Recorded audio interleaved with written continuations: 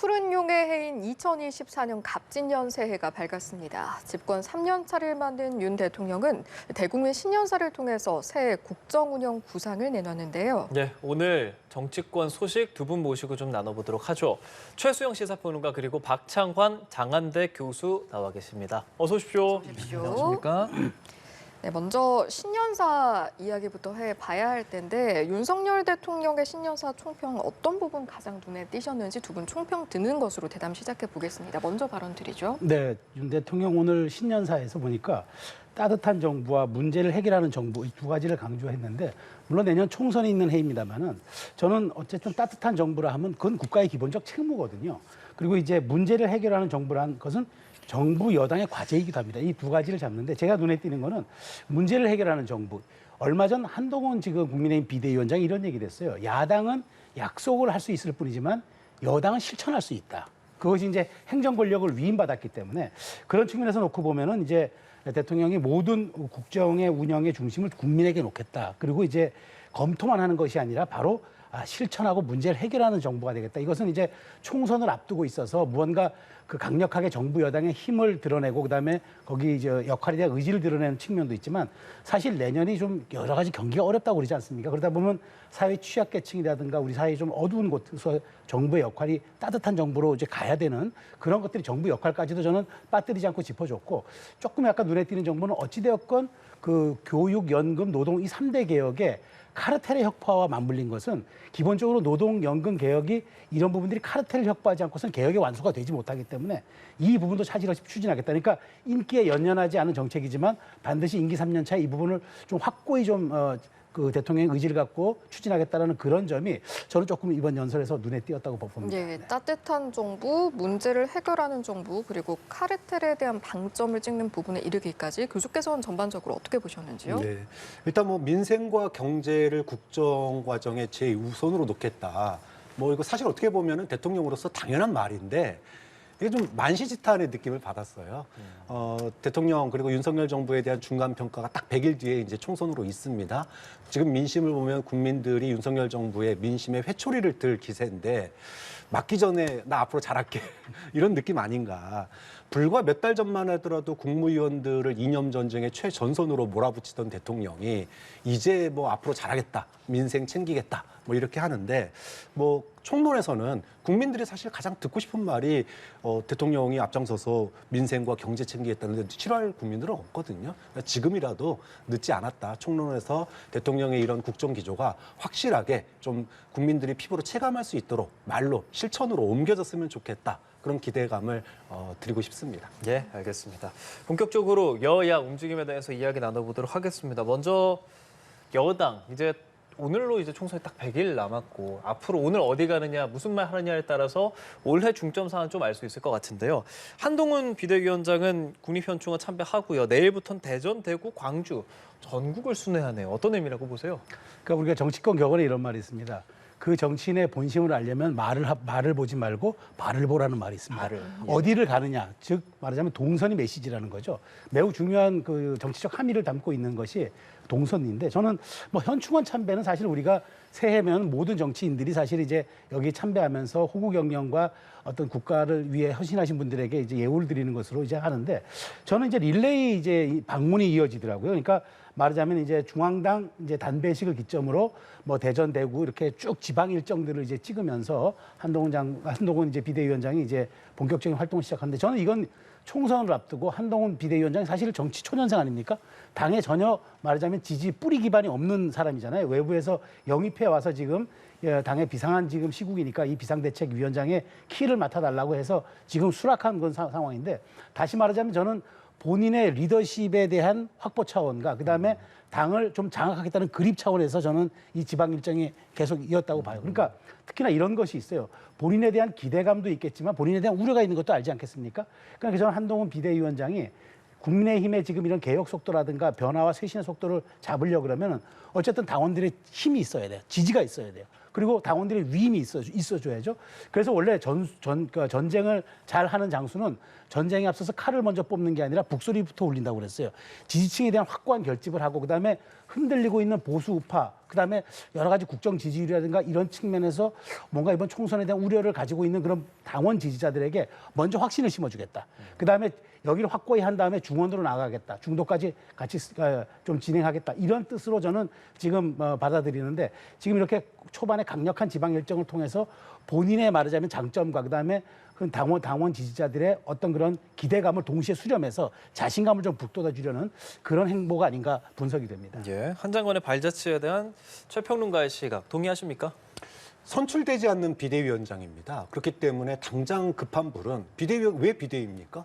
다시 지지층이 불안하고 당이 불안하니까 비대위인 거거든요. 그렇기 때문에 지지층을 아우르고 본인의 리더십을 세우기 위해서는 전국 곳곳에 이제 인사도 드리고 또 사람들도 챙기고 이런 모습 때문에 대구 또 광주 이렇게 다녀야 되는데 이제 중요한 거는 앞으로 한동훈 장관 비대위원장이 국무위원으로서가 아니라 정치인으로서의 이제 모습을 보여줘야 되는 거 아니겠습니까? 새로운 얼굴. 비정치인 출신들의 비대위원들로서 꾸려졌는데 여기에 대한 기대감도 있지만 우려감도 굉장히 높아요. 지금 내부적으로도 비대위원 민경호 비대위원 선출했는데 이게 추천해서 만들었는데 결국 사퇴를 했단 말이에요. 막말로 또 비서실장을 선임을 둘러싸고 보수층에서 또 반발이 좀 있었습니다. 자, 이렇기 때문에 선출되지 않는 권력으로서의 비대위원장이 본인의 리더십을 만들어가는 그런 첫 발짝을 이제 전국 순회로 잡았다 이렇게 보는 게 맞을 것 같고 자 그러면은 이 과정을 통해서 소위 지지층을 아우르면서 또 중도층에게 기대감도 줘야 되고 이 두 마리 토끼를 잡아야 되는데 이제 오늘 첫날이니까 좋은 덕담으로 해주고 싶습니다. 네. 두 마리 토끼를 잡아야 한다라고 이제 말씀을 하셨는데 말씀하신 민경우 비대위원의 사퇴 같은 악재를 네. 어떻게 돌파해 나갈 것인가를 봤을 때 어제 밝힌 신년사에서는 경청하면서 바꿔나가겠다라고 했거든요. 그리고 이제 당장 순회를 떠나게 되는 네. 거니까요. 그 과정에서 어떤 이야기를 듣고 어떻게 바꿔나가게 될 거라고 보시는지요? 그러니까 저는 말하자면은 이제 사실은 선거를 앞두고 가장 정당들이 유념해야 될 것들이 득점 포인트보다는 실점 포인트를 줄이는 거예요. 특히나 D-100 정도가 되잖아요. 그러면은 사실은 득점 요인들을 마구 이렇게 확장시켜 나가기가 쉽지가 않아요. 오히려 실점을 줄이고 그다음에 본인들의 리스크를 최소화시켜내는 게 어찌 보면 선거 전략에서 가장 중요한 포인트인데 지금 출범하자마자 민경우 어쨌든 위원회 그런 부적절한 발언. 저도 발언의 맥락을 들어보면은 충분히 어떠한 발언인지 이해는 되지만 그럼에도 불구하고 그에 담긴 부적절한 표현과 그다음에 어떤 시각의 방향성 이 문제 때문에 지금 논란이 된 거 아닙니까? 그나마 즉각 사표를 수리했기 때문에 과거 이제 또 소환한다면 민주당의 김은경 혁신위원장은 사실상 혁신위원장 자격으로 그런 발언을 했는데도 불구하고 사퇴 안 하고 이제 말하자면 사과로 그 논란을 끊지 않았습니까? 그래서 저는 이런 부분에 대해서는 한동훈 비대위원장이 이런 부분에서는 말을 아껴서 안 돼요. 뭔가 잘못이 있다고 했을 때는 무엇인가 분명하게 그런 잘못에 대한 사과와 어떤 그런 재발 방지 약속을 밝히고 그다음에 이런 부분에 대해서 본인이 국민의힘의 정체성과 총선 전략이 어떤 방향으로 나갈 것인데 걸림돌이 되는 부분들은 과감히 제어하겠다. 그러니까 당의 쇄신과 혁신이 말하자면 지금 중진 의원들의 불출마라든가 그다음에 그분들의 험지 출마 이런 것들만이 쇄신과 혁신이 아니라 당의 지도부라고 할 수 있는 비대위원들의 올바른 정체성, 그다음에 그들이 갖고 있는 대중의 신뢰 이런 것들도 매우 중요한 차원이거든요.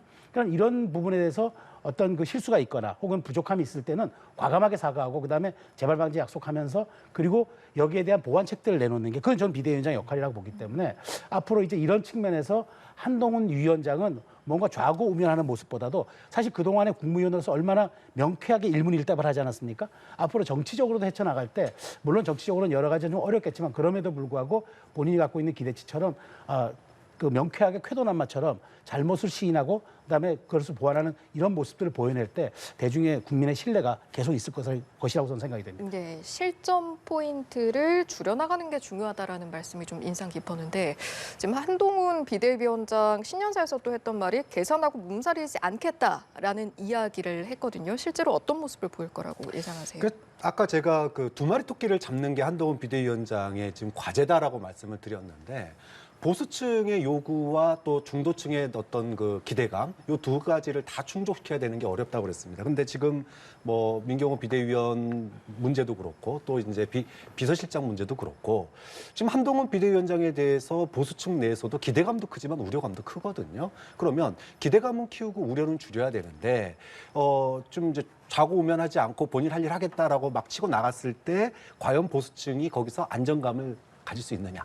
이 점이 문제예요. 그러니까 지금 소위 말해서 그 윤석열 대통령과의 차별성 이 부분을 사실은 뭐 비대위원장한테 요구하는 목소리가 굉장히 컸었습니다. 보수층 내에서. 조중동 같은 특정 언론들을 보면은 비서실장으로서 그 취임사에서 윤석열 대통령과의 차별성을 좀 보여줄 거다 이런 기대감들을 가졌었는데 아직까지는 그런 기대감을 보여주고 있지 못하거든요. 좀 그런 점에서 지금의 리더십을 만들어가는 과정이 소위 말해서 용산과는 특별하게 뭐 관계를 맺지 않고 본인이 어떤 새로운 정치 빌드업을 하는 거잖아요. 그러면은 소위 비정치인들을 가지고 자신만의 정치를 이렇게 만들어내야 되는데 그 과정이 그렇게 쉬운 과정은 아닙니다. 그렇기 때문에 굉장히 험난한 과정이다. 그러면서 중도층에게 어필하는 그런 과정까지 있어야 되기 때문에 한동훈 비대위원장이 과연 용산과의 차별화 없이 홀로서기가 이 100일 안에 가능할지 이건 굉장히 정치적인 큰 실험이거든요.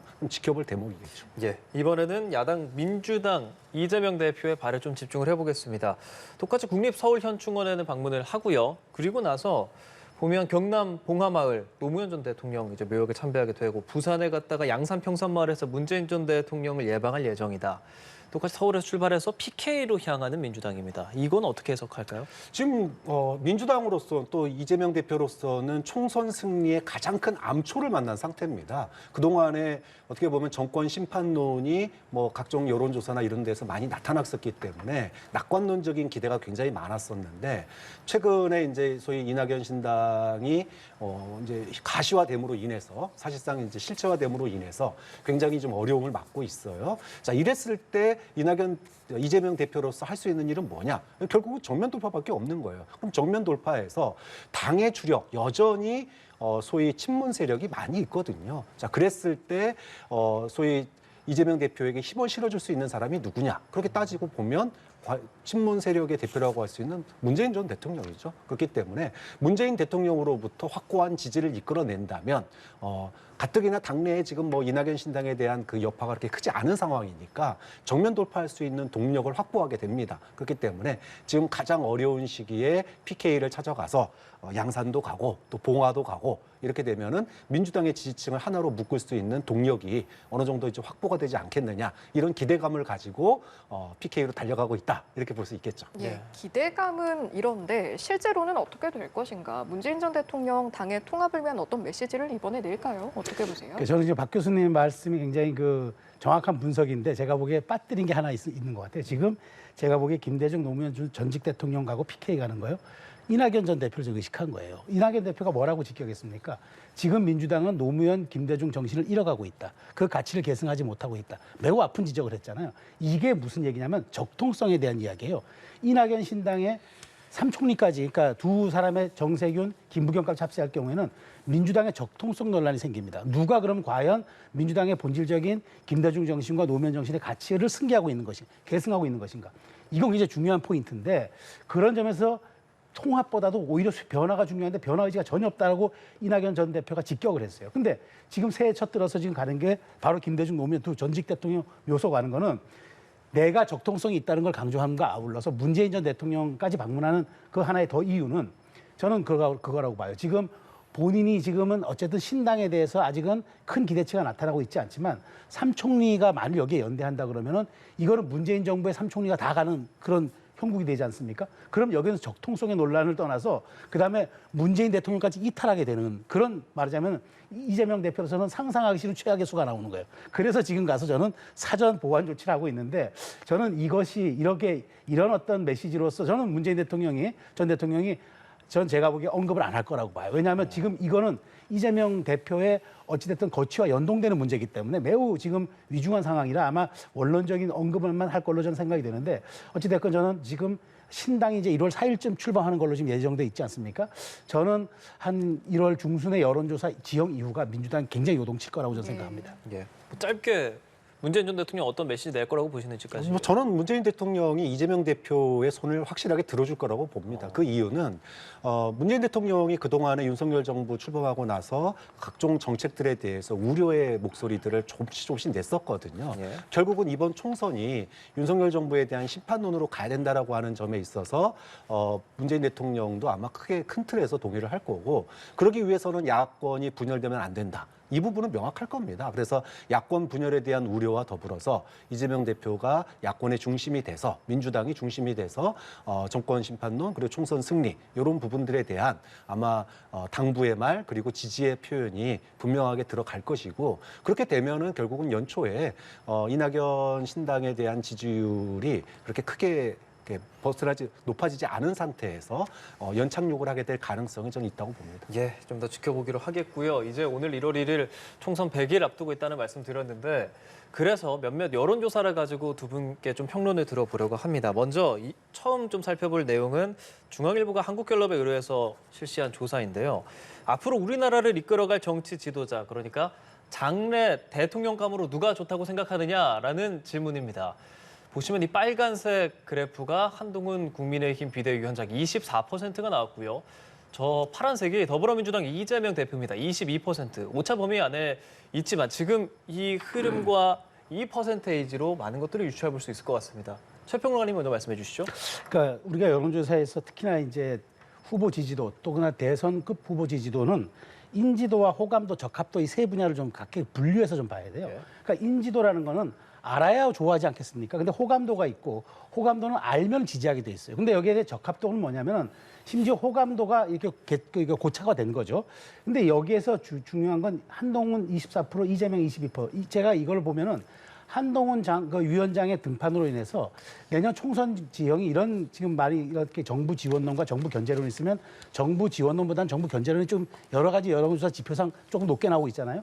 그런데 이게 뭘 의미하냐면은 이렇게 되면은 향후 총선이 미래 권력의 충돌로 치환될 수 있다라는 거, 변동될 수 있다라는 거, 이 점이 중요한 거예요. 그렇게 된다 그러면은 한동훈 지금 위원장이 이 지지도를 설 때까지 한 달 반 이상 충분히 끌고 간다 그러면은 총선 프레이밍 자체가 인물 대결 구도로 갈 수 있고 이것이 미래의 권력을 결정하는 그런 인물 구도로 간다 그러면은 이 부분은 이제 정권 지원론과 정권 견제론이 맞부딪히는 이 프레임 자체가 구도 자체가 많이 희석될 수 있다고 저는 보는 거예요. 그래서 이 지점이 저는 매우 흥미로운 지금 사실 지점이고 그러면서 사실은 지금 인지도나 말하자면 인지도로 따지면은 이재명 지금 대표에게 사실은 안 되는 숫자인데도 지금 호감도에서 훨씬 앞서고 적합도에서 훨씬 앞서고 있다는 거는 앞으로 미래 권력에 대한 기대치를 반영한 그런 부분들이 되기 때문에 이재명 대표가 이런 부분에 대해서 본인이 어떤 돌파구를 마련할지도 굉장히 저는 주목되는 대목이라고 봅니다. 예. 박 교수께서는 아까 그 그래프 어떻게 보셨는지요? 사실은 뭐 대선 3년 전에 이 지지율 조사는 그렇죠. 아직 아무런 의미가 나가겠다고 없습니다. 한 건 아니니까요. 네. 사실 지난 대선 직전 3년 전에 여론조사 누가 1위였는지 혹시 기억나십니까? 이낙연 전 총리가 40%가 넘는 지지율로 1위였습니다. 압도적인 1위였습니다. 그런데 그 3년 사이에 무슨 일이 있었냐? 대단한 변화가 있었습니다. 당시에 조사도 들어가지 않았던 윤석열 후보가 결국은 대통령이 되는 그런 일이 벌어졌거든요. 그렇기 때문에 이것은 현재의 상황을 반영할 뿐이다. 현재 대선 후보로 꼽히는 한동훈, 이재명 두 양당 대표의 어떤 인기도 이거를 갖다가 반영하는 건데 한동훈 위원장이 어쨌든 눈길을 끄는 거는 이재명 대표를 처음으로 앞섰다는 거예요. 근데 저는 이 시점이 중요하다고 보는데 한동훈 비대위원장은 쓸 수 있는 카드를 어느 정도 썼어요. 무슨 얘기냐? 인적 쇄신이라고 하는 카드를 썼습니다.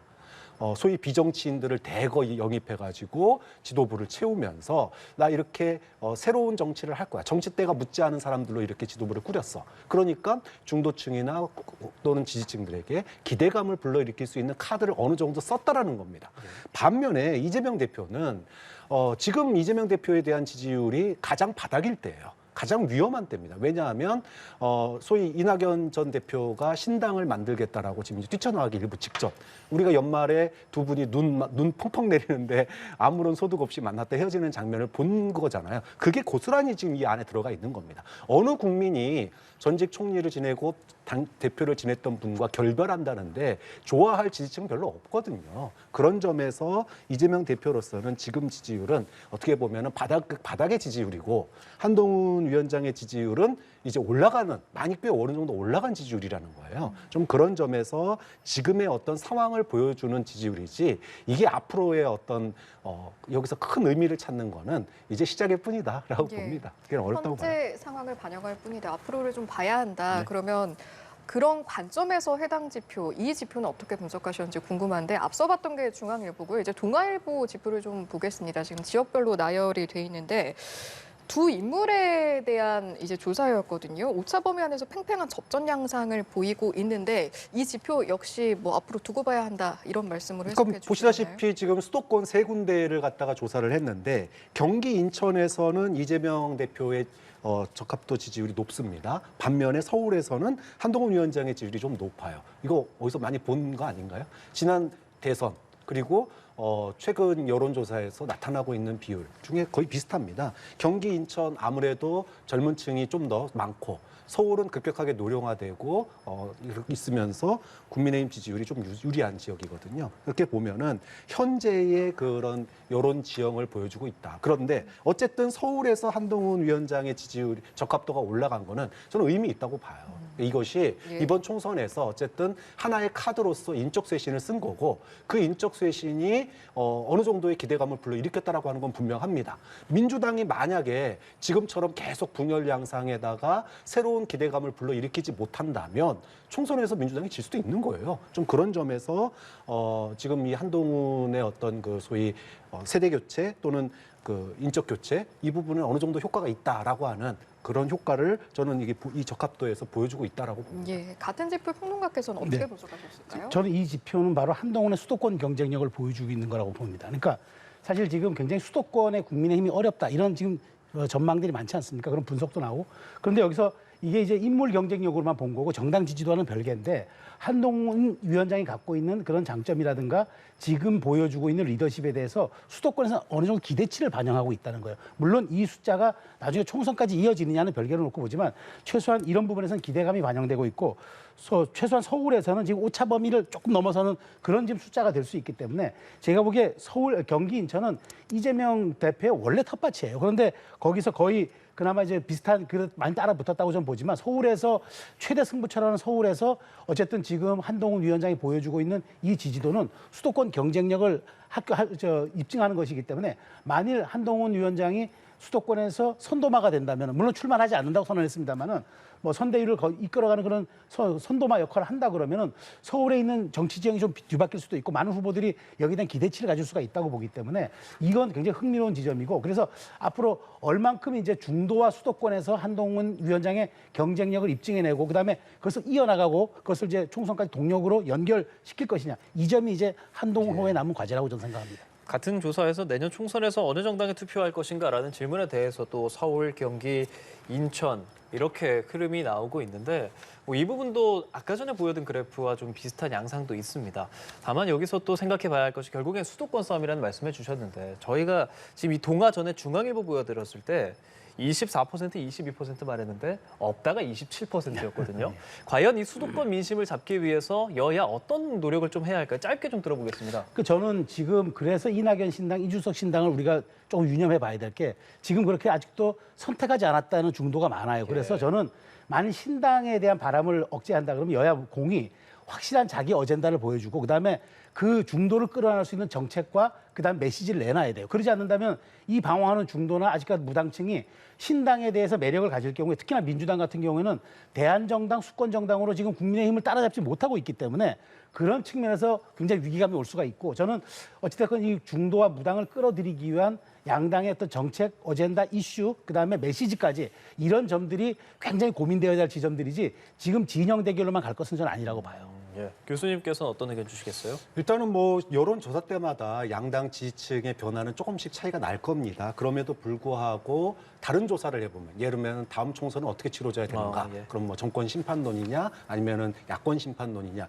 이러면은 정권 심판론이 좀 더 우세한 게 일반적으로 나타나고 있거든요. 그럼 이게 이제 앞으로 어떻게 변해야 되느냐, 변할 거냐? 저는 두 가지가 가장 큰 영향을 미칠 거라고 봅니다. 하나는 쌍특검 전국이에요. 이제 1월 달 이제 시작됐지만 거부권을 대통령이 행사하고 그에 따라서 야당이 이제 제 의결을 언제 할지 이걸 둘러싼 공방이 앞으로 치열해질 텐데 여기서 국민들이 이제 어떤 이제 그 입장을 내놓을지 그 반응을 내놓을지가 중요한 거고요. 또 하나는 지금 이제 공천이 아직 이제 본격화되지 않았습니다. 지금 소위 말해서 보수 쪽이건 민주당 쪽이건 양쪽 다 지금 신당이 하나씩 있잖아요. 그렇게 되면 공천 갈등이 커지면은 그 신당의 파이가 커집니다. 자, 그렇기 때문에 내부의 공천 갈등이나 다툼 없이 얼마나 공천의 잡음을 줄이면서 공천을 완료할 수 있느냐. 이 부분이 당을 갖다가 소위 안정화시키고 또 국민들의 지지도를 하나로 기대감을 하나로 모을 수 있는 그런 승부처가 될 텐데